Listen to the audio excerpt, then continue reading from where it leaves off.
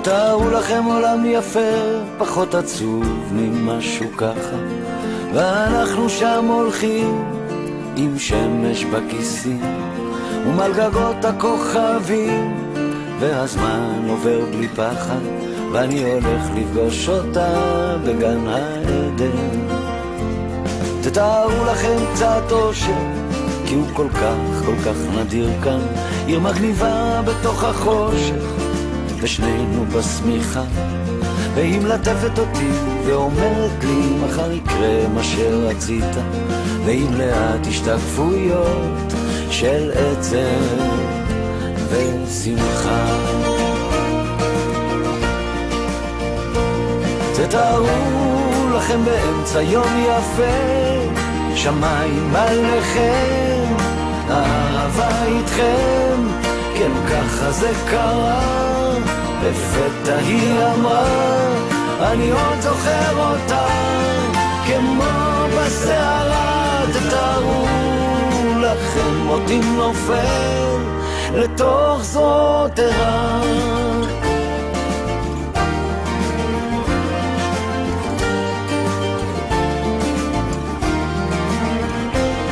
תתארו לכם עולם פשוט, חדר ללילה, בית בגשם, ריחות עצים מלאים בתות, ושנינו שיכורים.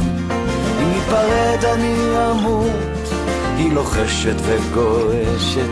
תתארו לכם עוד הזדמנות לחזור פתאום.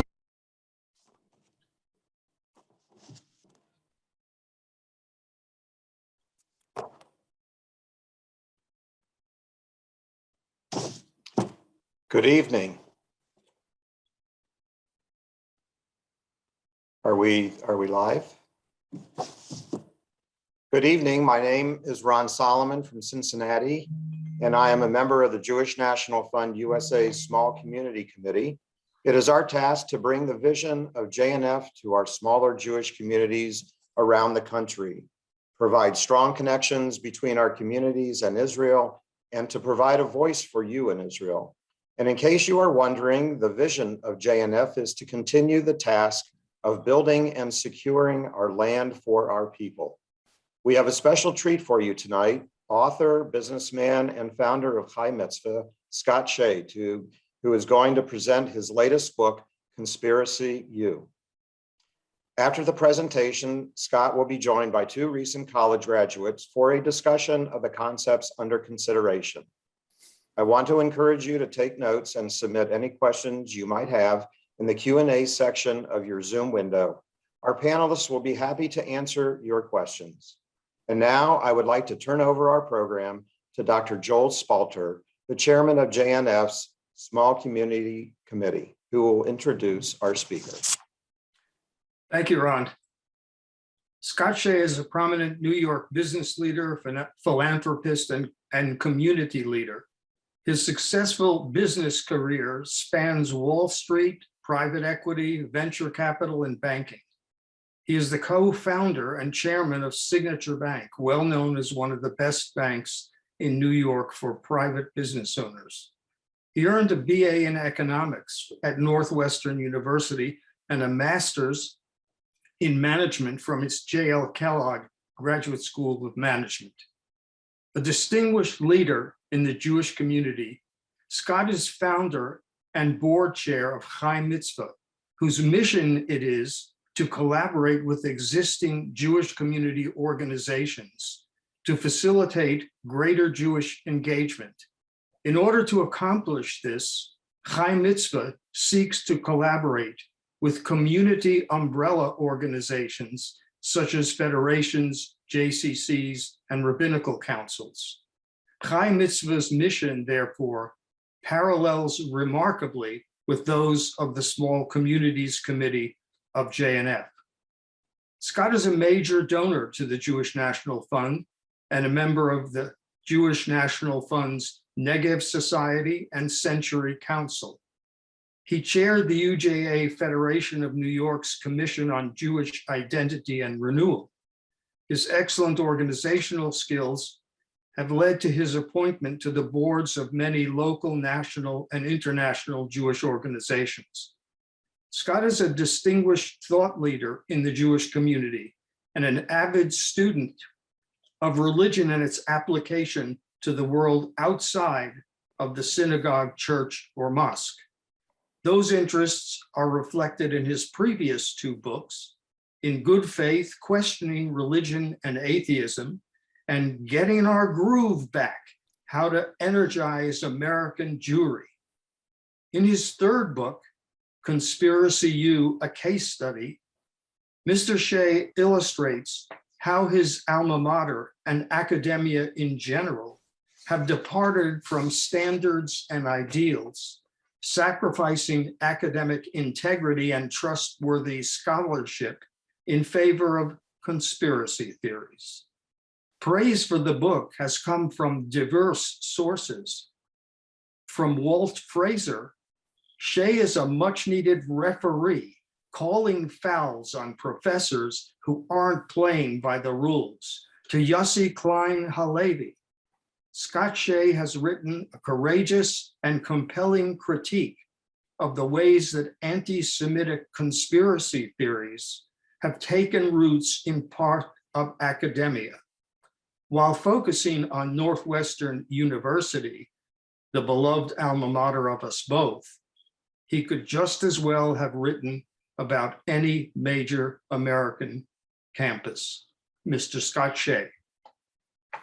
Well, thank you. First of all, Joel, thank you for those kind words. And it's a pleasure to be with the small communities, because small communities may be small, but they're mighty. And we're as small as Jews, a small and mighty community too, in the connection to the world. So it's really a pleasure to be with you. I'd like to do a few things tonight. I'm going to talk a little bit about my book, and I'm going to enjoy talking to some students. And I'm going to also say a couple of things before I conclude, just sort of pre-Purim, since we tonight have entered the month of Adar Bet, and Purim is not that far away, just 2 weeks away. So first, I do, as Joel mentioned, I have a busy day job, and I'm actively involved in the community. And this was a book I didn't plan on writing. I started writing a 2,500 word article that was going to be dedicated to my father's memory in commemoration of the 75th anniversary of his liberation from Dachau. But as I began writing it, it expanded. So one of the things I did was, while I was at Northwestern, as a matter of fact, the same time I was at Northwestern with Yossi Klein Halevi, who we managed to overlap somehow, a professor at Northwestern, Arthur Butts, full tenured professor of electrical engineering, and no dummy, he came up with what's been called the Butts algorithm, which substantially expanded computing capability by solving the Hilbert space curve problem. We might not be watching, and we might not be participating on this Zoom, or it might have taken years from now, without Arthur Butts's contribution to electrical and computer engineering. So no dummy. And while I was at Northwestern, he wrote a book called The Hoax of the 20th Century. And I hadn't actually read the book until I was writing the article about my father. I had read about it. I'd read articles about it. I knew, yes, he was a neo-Nazi. Yes, he hated Jews. But what I didn't know is that at heart, he claims to be an anti-Zionist and is a conspiracy theorist. So he claims, by the way, not to hate Jews, not to have any problem with Jews, but there's this evil cabal of Zionists who came up with the hoax of this 20th century, of the last century, saying that there was this Holocaust that didn't happen. It was a myth, in his words. And yet he's a professor, so in his 400-page work, he's confronted with facts such as there are tens of thousands of documents spread across Europe that demonstrate and show in no uncertain terms the execution of the murder of 6 million Jews plus Roma plus a whole bunch of other folks. And we have the minutes, amazingly, of the Wannsee Conference, which is, for those of you who may not know, in 1942, the Wannsee Conference in January 1942 actually detailed the so-called final solution. And we have the minutes, exactly what they were saying. By the way, 8 out of the 15 participants had doctorates, also very smart people.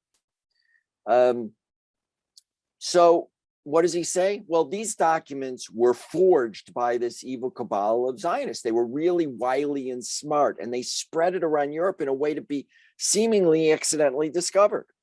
And what about all of the Germans who testified that they were witnesses, in some cases confessed to being perpetrators and murderers? And what about people of other nationalities who witnessed the murder of the Jews, witnessed the concentration camps, saw what happened when people came in and came out, ran the trains?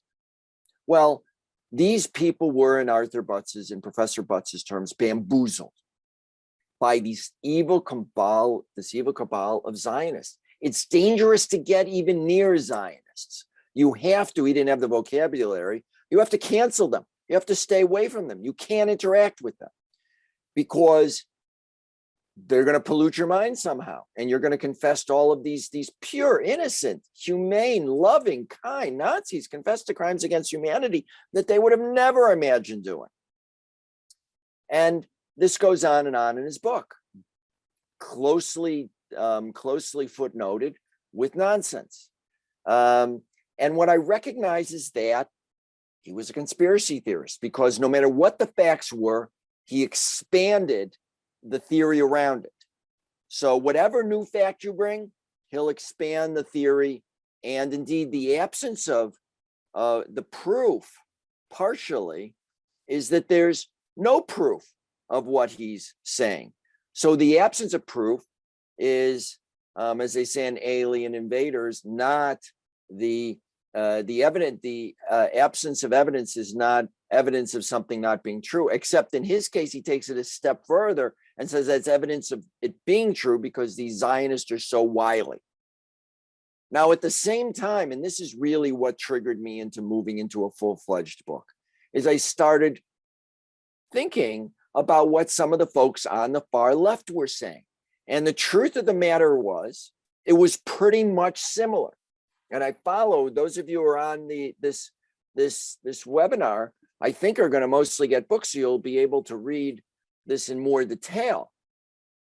But they say the exact same thing. And I'm going to read, actually, because I don't want to misquote it. It's so amazing. I'm going to read what a far left professor says. This book, these words come from a peer-reviewed book published by Duke University Press. I want to give you this a full sense of the corruption of academic standards. The Nazi Holocaust in Europe seems a direct antecedent to Israel's founding. There were plans from the outset of Zionism to rid the promised land of its indigenous population. The problem with the remembrance of the Nazi Holocaust is it happens in isolation from relevant historical events. And it's not very useful at all if a corresponding genocide is taking place as with the Palestinians at the hands of Israel. This book was extolled by professors at Northwestern. This professor was invited to speak at Northwestern. I detail the work of Professor Stephen Thrasher, who is the chair of social justice reporting at Northwestern University in the Medill School of Journalism. Now, I don't know whether that rings a bell. Medill School of Journalism is either the top or the second best school of journalism by rank in the country. And that's, by the way, where Yossi went to. That was his. That's where he got his degree from Medill at Northwestern. He says that drones are buzzing across Gaza, gassing people, and that it's important that people of color pay attention to this because Israel is using these techniques in order to give them to police departments across the world to oppress people of color, Black and brown people. And so take note. And so again, when I go into this in more detail in the book, but there are parallels almost whenever you find something on the far right, you can find something on the far left. And all you have to do is change the intended victims. For Arthur Butts, Jews are fake whites using their fake white skins to oppress, he says, steal billions of dollars from the Germans and to use it in Israel, use it for their own nefarious purposes. For Professor Thrasher, Jews are conspiring with police departments and repressive regimes and white supremacists all across the world to oppress people of color. Jews are hyper white in his view, not his term, but that's how I would distill his view. And as I read the far left in greater detail, I realized that to a certain degree, the proof text of there being conspiracy theories is they repeat things that people who actually confess to writing conspiracy theories were writing. So we now have the Soviet archives, which have opened up, and you can read them, analyze them, and the like. In the 1950s, people who knew they were lying, but trying to figure out how to manipulate both the developing world and the West, wrote this in the Great Soviet Encyclopedia. We're talking about 70 years ago. The main posits of modern Zionists are militant chauvinism, racism, anti-communism, and anti-Sovietism. The anti-human reactionary essence of Zionism is an overt and covert act against the freedom movements. International Zionist organizations own major financial funds, financed partly through Jewish monopolists and collected by Jewish mandatory charities. It also influences or controls significant parts of the media, et cetera, and serves as the front squad of colonialism and neocolonialism, international Zionism, which actively participates in opposes the national liberation movements of the people of Africa, Asia, and Latin America. Ladies and gentlemen, that could have come straight out of the Human Rights Watch report of a few weeks ago. I mean, they're literally taking the same old lies and just adding some mustard to them. There's nothing new. And that was, breathtaking. When I went back at the history of the libels, it's very similar. Let me give you another example of a professor on the left, a full professor, Jasbir Puar at Rutgers University.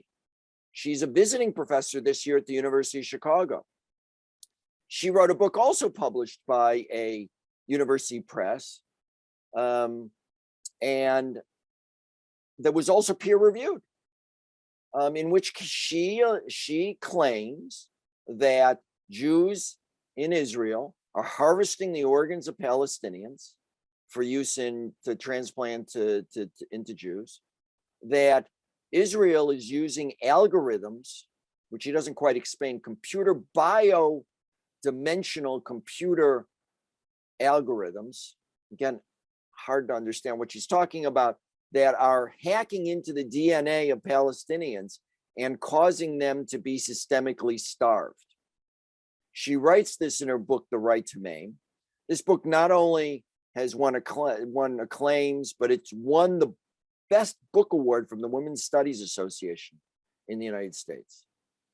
So you have a fundamental, and what I show in the book is you have a book written by a professor at Northwestern University. You can't even understand what the book means, what it's trying to say, unless you believe that Zionists are all fundamentally, terribly, and unredeemably evil. The book literally makes no sense.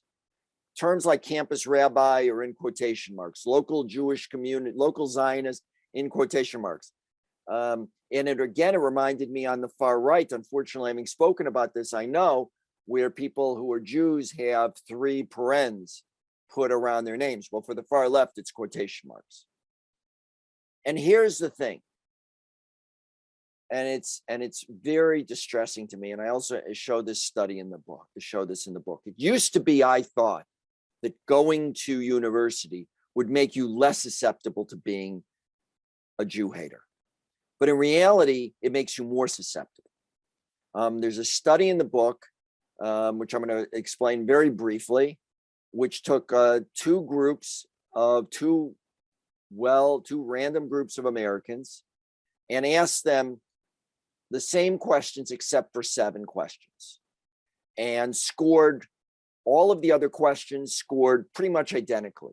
The 7 questions were related to Jews, and they were in one group. In the second group, they related to another ethnic group. So for example, should the military prohibit a Jew from wearing a yarmulke in service? And in the group 2, should the military be able to prohibit a Sikh from wearing a turban? Should employers be forced to give a Seventh-day Adventist special dispensation to observe Saturday as their day of rest? And then the same question about Shabbat, Saturday for Jews. Same question about should Mexican immigrants be allowed, should they be permitted, should they be considered to have dual loyalty to Mexico and to the United States, and of course, Israel. Anyway, I don't want to take up too much, you get the idea. Almost all of the questions about Jews, not almost all of the questions, this is the remarkable thing, there wasn't actually much difference about the dual loyalty question. If you went to college, you were 5 percentage points, which is a big increase, more likely to have a bias against Jews. If you went to graduate school, that was 15 percentage points. So we no longer have, as a matter of fact, not only does it make things better, it makes things worse, because people are so inculcated with conspiracy theories, the more they advance in higher education. And again, I show books where in certain departments, it's de rigueur. You can't actually be a graduate student in certain departments and not be anti-Zionist. You will not be A, be admitted, B, get your PhD, and C, you'll never be able to get a faculty position. And two other points I want to make, and then we'll go to the interaction. One is, and this is why it's so vitally important that we Jews take a stand. Conspiracy theories are growing in the world. I was talking before the program today. I was on a regular national news program talking about conspiracy theories and Putin's use of conspiracy theories. If you lose the ability to determine the difference between a theory about a conspiracy and, as I described, the conspiracy theory in which the theory negates facts, you're in deep trouble. You can have a view, you can have a theory about a conspiracy, such as you can have a theory that the COVID-19 virus was accidentally released by the Wuhan virology lab. Well, you have to go and do research, and you have to see if you can find an answer. And the answer, the conclusion may be, you don't have enough evidence, you just don't know. A conspiracy theory, no matter what you learn, it won't matter. And here's the problem, and I show this in the book, is that a conspiracy theory is different than having a harsh bias. You can have someone who hates Jews, and you might be able to persuade them not to hate Jews. But if they think that there's an evil cabal of Zionists, and this applies to any theory, if you think there's an evil cabal outside that's beyond their understanding, they're essentially never redeemable. And that's really frightening. A conspiracy theory takes someone from looking at facts to where facts don't matter. And then they're easily manipulated. Hitler knew that. Every despot knows that. It's the end. I mean, how did Stalin get, we're talking about Ukraine, kill all the kulaks, starve a quarter of the Ukraine, and send tens of millions to the gulag, and no one questioned him because they all believed in his same set of theories. the last point I want to make, I mentioned Purim. And this is why I think this is so important, and why I really thank everyone on this seminar for listening. It's that there was a time when the Jews of Shushan took things for granted. They lived in a great society. They were invited to party in a 180-day party with the king.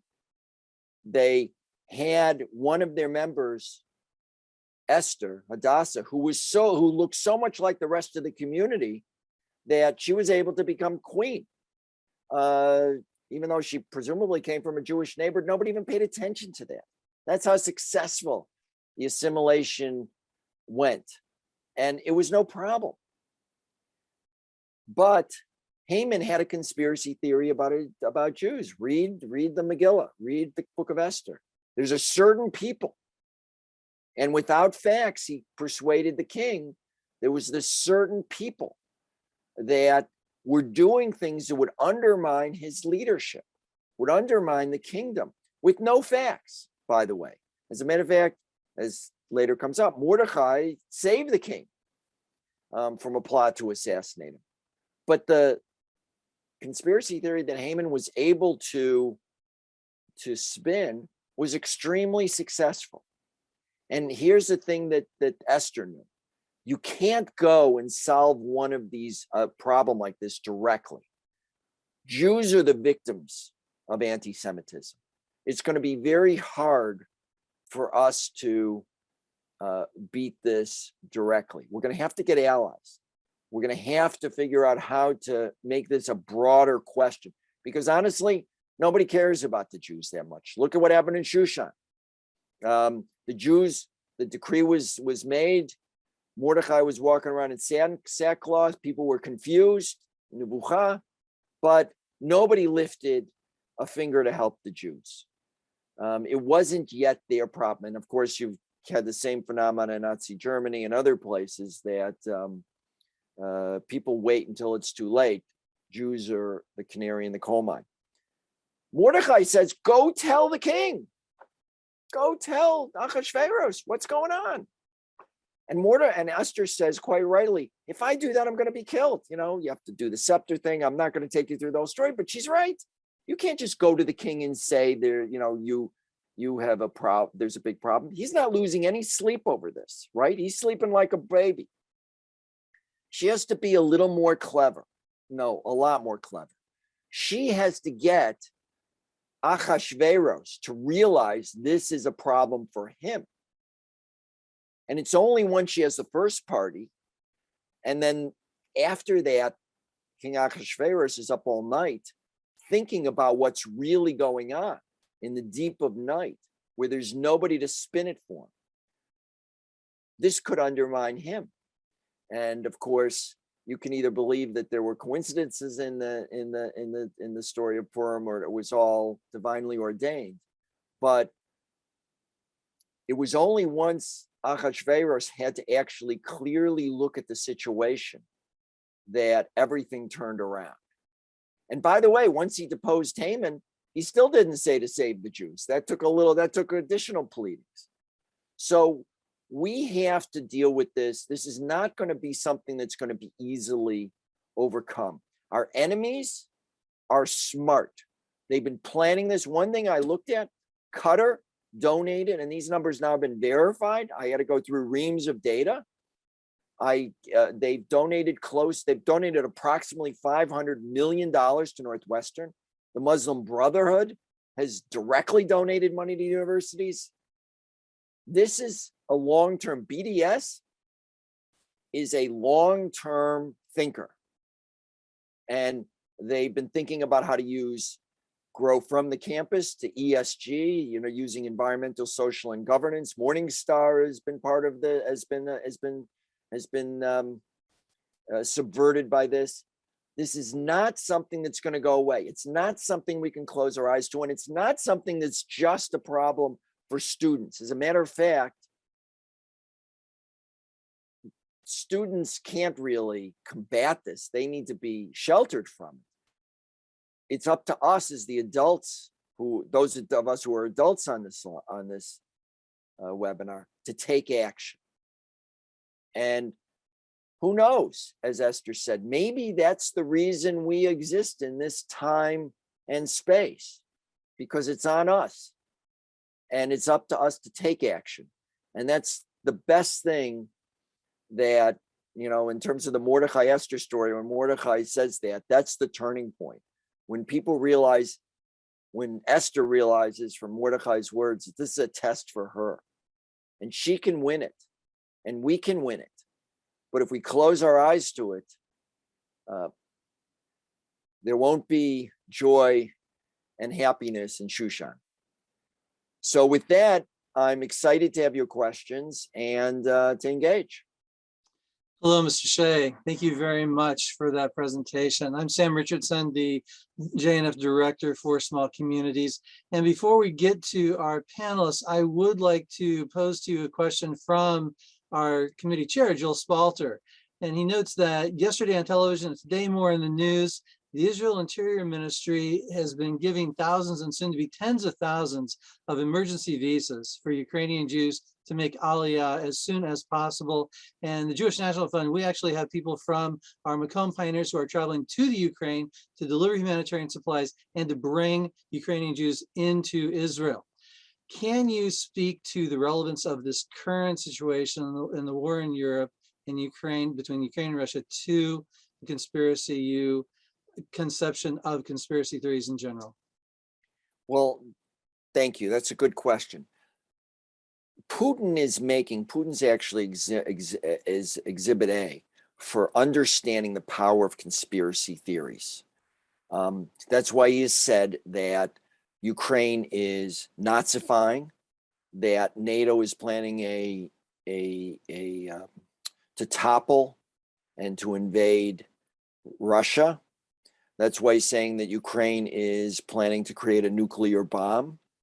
And that's why he's saying that there is a genocide of Russians going on within Ukraine. He's doing that because A, he needs some justification, but B, and this is important, if this war goes on for a while, he's going to need his population to believe in what they're doing.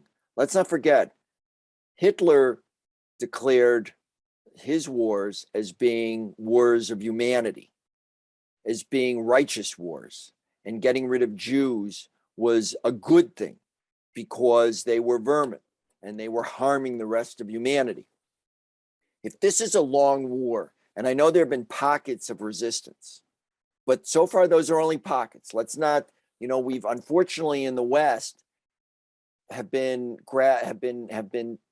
hoping and latching on to all the positive signs, but there's a serious chance that Putin will just flatten Ukraine. And I hope and pray every day that that doesn't happen. But there's also a serious chance that this is a long-term insurgent war. And it goes on for years. And he's got to convince his population that they're doing the right thing. And one thing I show in the book is that the easiest way to hack someone or some group is with a conspiracy theory. Aristotle wrote, there are three ways to convince someone of something. Logos, ethos, and pathos. Logos, trying to convince you with facts and figures. Ethos, essentially doing that with studies and with good reference, with appropriate references. And pathos is just saying, Sam, if you don't do this, you're an evil person. You are supporting apartheid. You are supporting a genocide. How can you not do this? How can you not do what I'm saying? You are a bad person if you. That's the easiest way to hack someone. And once someone becomes a believer in QAnon or becomes a believer in other conspiracy theories, it's really hard to get them out of it. And that's the danger of conspiracy theories. And Putin recognizes that. That's again how Stalin was so successful, because he knew how to manipulate people. And you don't have to convince 100%. There could be 20% of Russians who think this is all poppycock.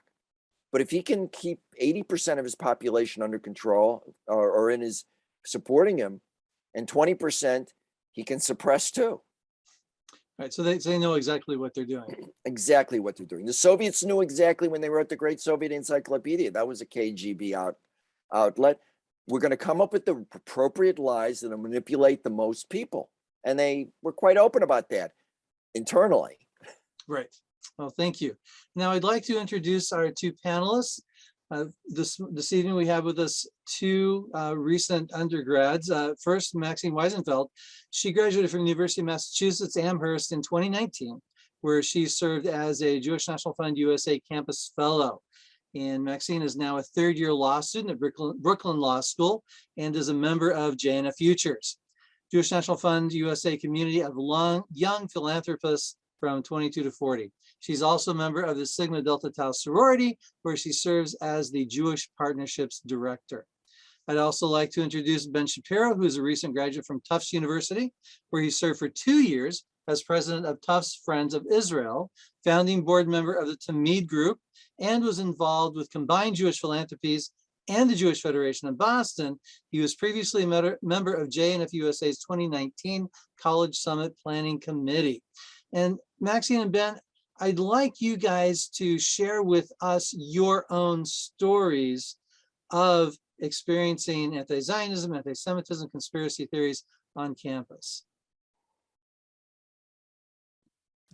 Sure. First of all, thank you for having me. I'm really excited to be part of this program. Thank you for everyone who is here. I think this is an incredibly important topic to be discussing.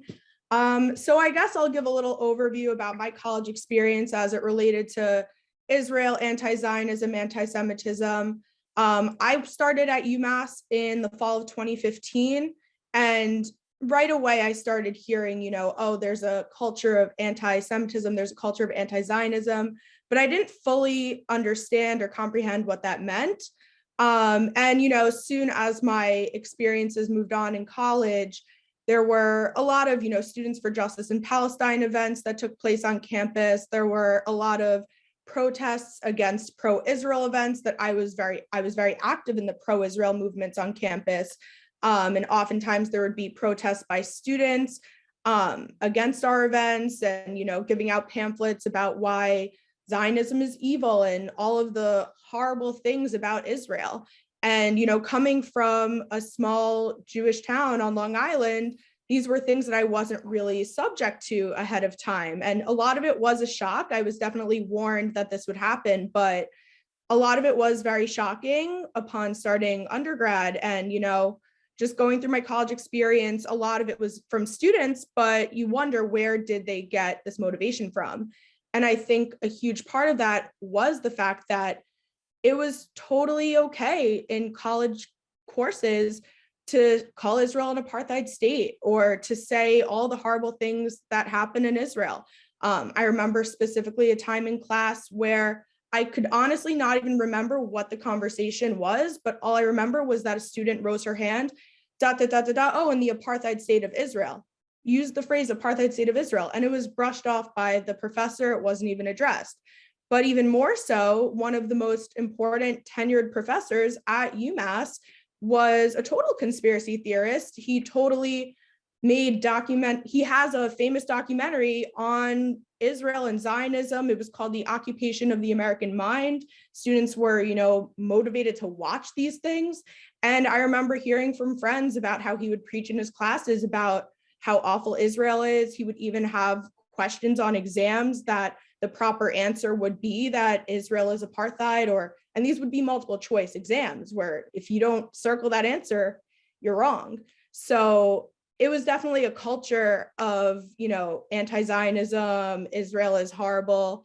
And that led to a lot of other issues down the road within student relationships with, working together with other clubs on campus, being socially isolated. And yeah, that's why I think that this is such an important conversation to have, because, students need to know how to combat this, but also, like Mr. Shay said, adults and, the larger organizations need to know how to support students. Thank you so much, Maxine. And Ben. Yeah, well, first I want to thank JNF for having me. I did my bar mitzvah project for JNF back in the day, so it feels good to still be part of the community. I went to Tufts University. I graduated in 2020. That was the pandemic year. So Scott, your book cover is the closest that I've gotten to the ceremony. Maybe that'll change in a couple months, 2 years delayed. And if you know anything about Tufts, it's certainly in the news for anti-Israel and anti-Zionist and anti-Semitic incidents quite a lot. But I want to center on one realm of incidents that Scott actually touched upon directly, which is the deadly exchange conspiracy. This is something that alleges that American Jews, via their support for Israel, are directly responsible for police brutality against Black and brown people in the United States. Of course, that sentence is crazy. I mean, it's clearly a conspiracy theory. I don't know the last time any of us, funded a program with that type of explicit goal. And certainly the work that organizations like JNF or AIPAC or Birthright Israel do are not nefarious disguises for control and murder. This is something that at Tufts actually started as a rather benign investigation article by a student in our school paper. And what soon followed was an anti-Semitic incident where the Hillel Center was postered with cartoons originally from the Black Panther Party, with a changed caption that said essentially, "End the Israeli apartheid forces." The cartoon had nothing to do with Israel, of course. This is from Black Panther protests about militarization in general, but depicting these pigs, a police officer and a soldier, pigs in uniforms. And then, of course, what someone that ostensibly was a Tufts student added made this directly about Zionists and about Jews. They put these posters on the Jewish Center on campus. Horrifyingly, some of these posters were put on the windows facing in. So this was not a mistake. They did not trip and fall and tape them on the building. I had been saying for essentially 2 years since that point that I think that there's some campaign coming. These are not isolated incidents. There are these articles that are happening. There's a petition from a professor, and it all to me was looking like some sort of BDS-like resolution about this deadly exchange, the so-called deadly exchange. And so I've called it the new BDS as a tactic. And eventually this resolution did happen. It was a referendum that was passed by the student body the year after I graduated. And what that told me about conspiracy theories is that essentially a conspiracy it's giving an answer, an easy answer to a problem. So when we say that there are issues with police brutality or systemic racism or any of the issues that those on the left, especially in campus circles, will have, what the deadly exchange conspiracy does is it gives them a very easy answer to that. Well, if we want to stop police brutality, we need to make sure that American police officers never step foot in Israel. Of course, that ignores the facts of some of these trips where they're actually meeting with Palestinian police. They're being led by groups that are pioneers in anti-bias training, like the Anti-Defamation League. So what it does as a non-Black person should be offensive. It is co-opting a movement for these goals of making it about Israel when these issues are not about Israel. If people truly think that an apology for the president of a school or the chief of police from a school's police department, if an apology for going on this trip will somehow undo systemic racism in the police department, those propagating that truly are not on the side of justice. These are people that are looking to distract with this easy answer, a true conspiracy theory. So this is something that I think is sort of the newest trend in campuses. Tufts University was the first school to have a student government action on this, and it certainly will not be the last. So the deadly exchange myth is something to really keep in mind. And I think just, what Scott has spoken about and writes about is so poignant to my experience dealing with this. I wish the book was written 3 years ago.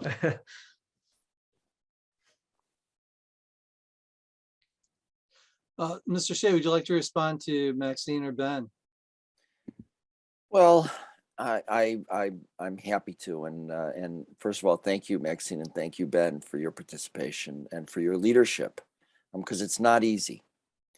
I unfortunately, I've heard so many stories of that resonate with what both of you have said, of anti-Semitic incidents, and at other universities, at the University of California, at the several universities of the University of California, Jewish student groups can't even participate in with any social justice or virtually any organization.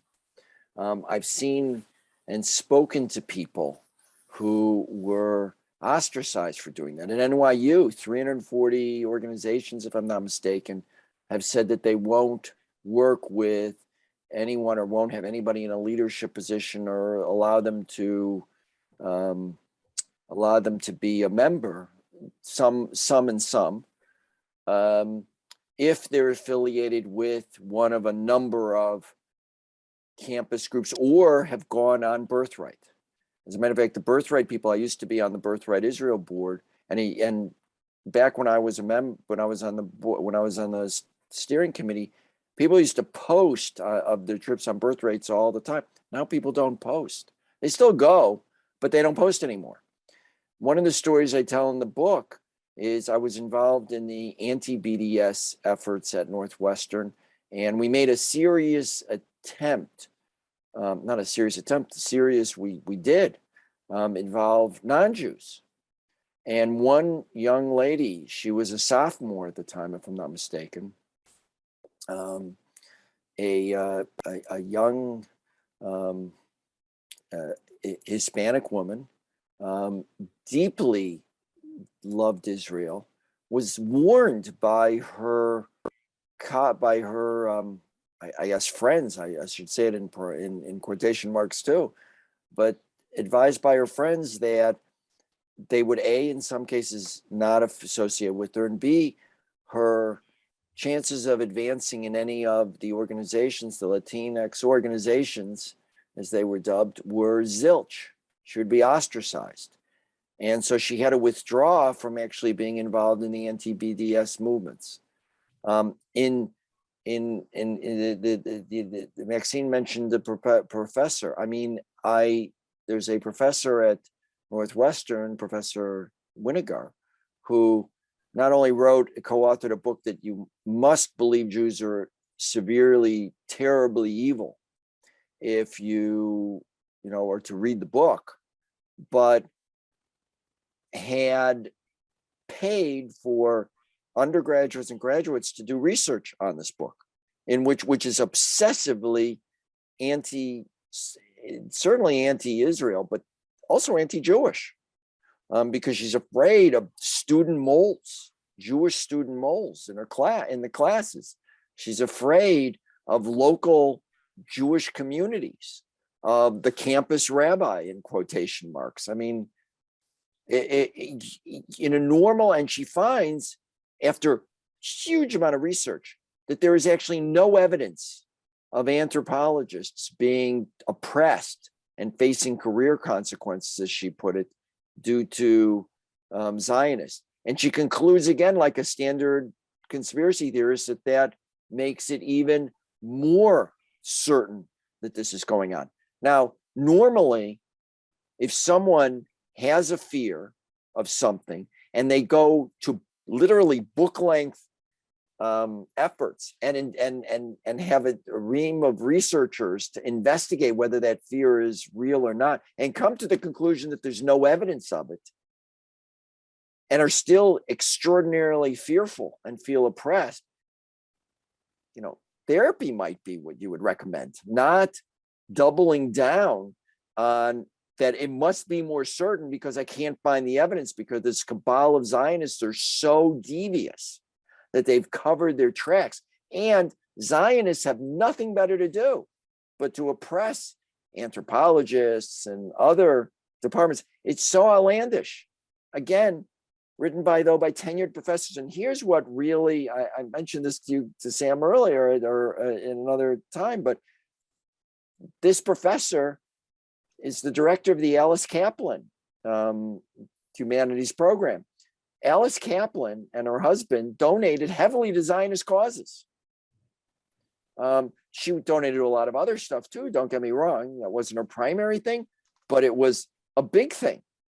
And yet, academic leadership, academic freedom and free speech is the reason she is purporting to be able to say everything she wants to say. But if you open your mouth and say something about, I don't know, that 30% of the MDs in Israel are Arabs, or 50% of the pharmacists, or any fact you want to give, you have to be immediately shut down.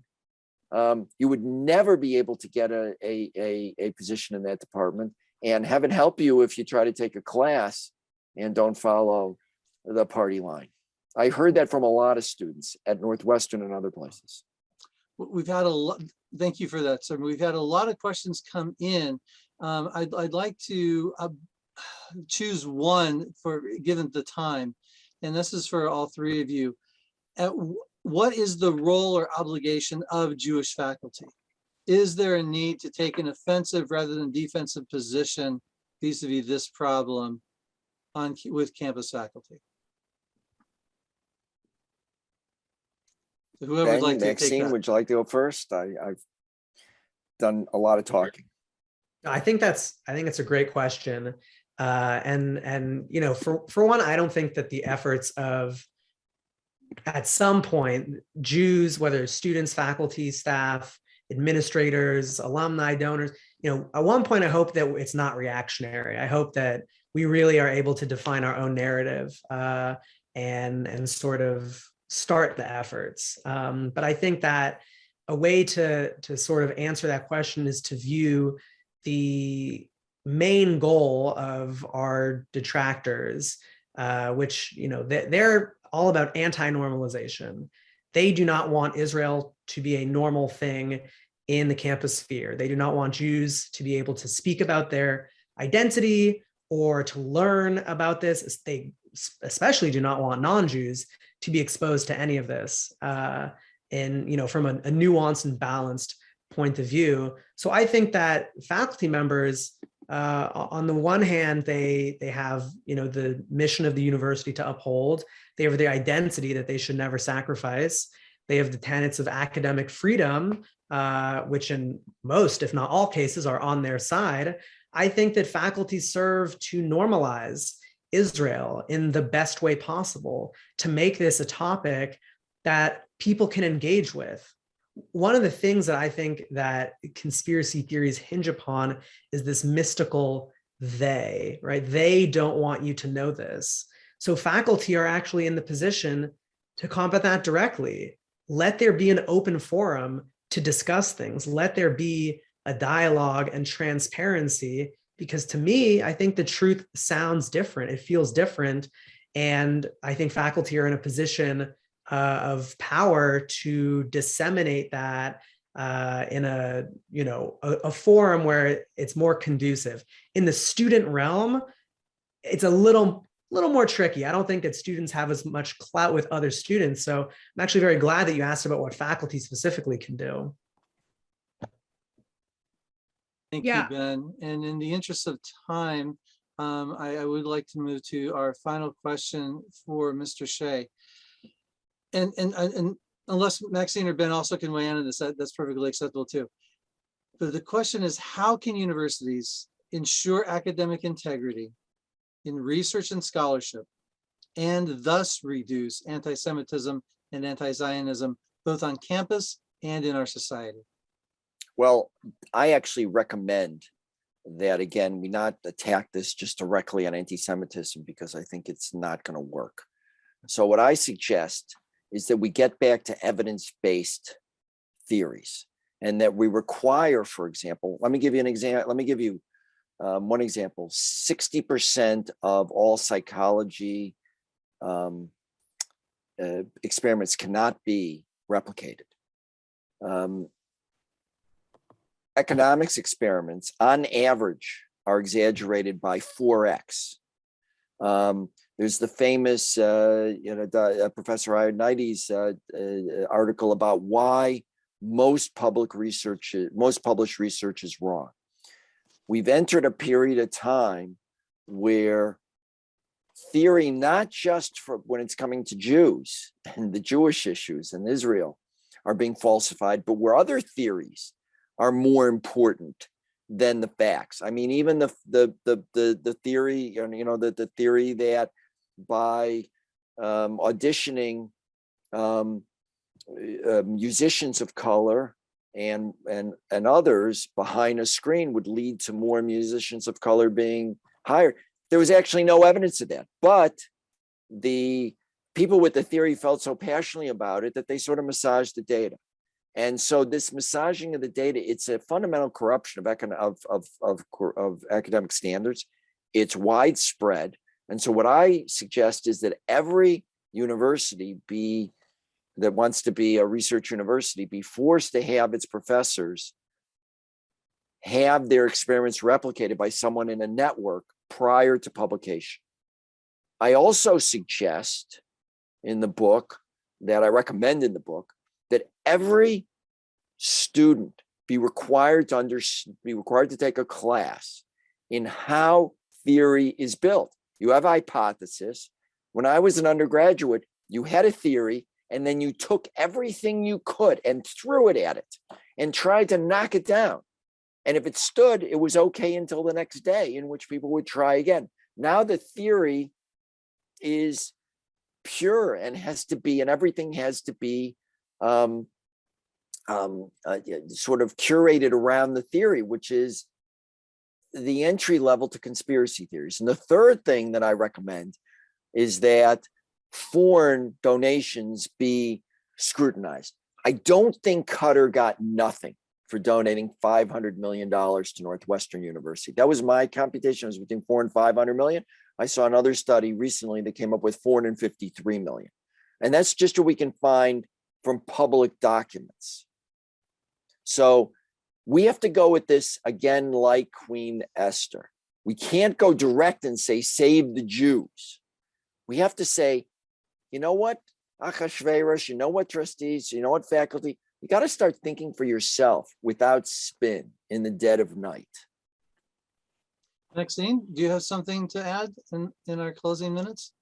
Sure. I mean, I think kind of what was mentioned earlier, I think it's really important on a social level for universities to really scrutinize when school organizations or clubs or different aspects of campus life are being so excluding to pro-Israel or to Jewish students. I think we see so many examples of this happening across the country. I've seen it myself, where I myself was, either not answered when I'm trying to join different organizations or trying to partner with different organizations. So I think heavily scrutinizing when that happens, and just allowing a university to be a place where any student can join any organization or be involved with any form of research projects because they're interested in it, and not having what they stand for and what their background be a barrier. Very good points. Thank you, Maxine. Thank you, Ben. Thank you, Mr. Shay. And now I will turn the closing over to Ron Solomon. Wow, what a discussion. I want to thank our speaker, Mr. Scott Shay, our panelists, Maxine Weisenfeld and Ben Shapiro, and all of you who joined us this evening. and those who ask such good questions of our panelists. A recording of this webinar, this Zoom, will be made available to who are registered. And I'm happy to announce that all of you in attendance this evening will be receiving your own copy of Conspiracy U, thanks to our sponsors. I would like to encourage everyone to check out the worthwhile online series, Conversations in Zionism, on the ZTV channel. Go to youtube.com/Zionism Studios. What I'm telling you now, you can find in the chat. It should be being posted right now. Search for the conversation with Scott Shay and JNF's CEO, Russell Robinson. It is episode 12, and it was recorded on January 18th of this year. Like I said, check the chat box for this information. Also, check out the Chai Mitzvah student program at chaimitzvah.org, where you can learn about scholarship funds for Jewish study and Israel travel. If you have any questions at all, please feel free to reach out to our Director for Small Community Outreach, Sam Richardson. And I thank everybody for your attendance and support, and have a good evening.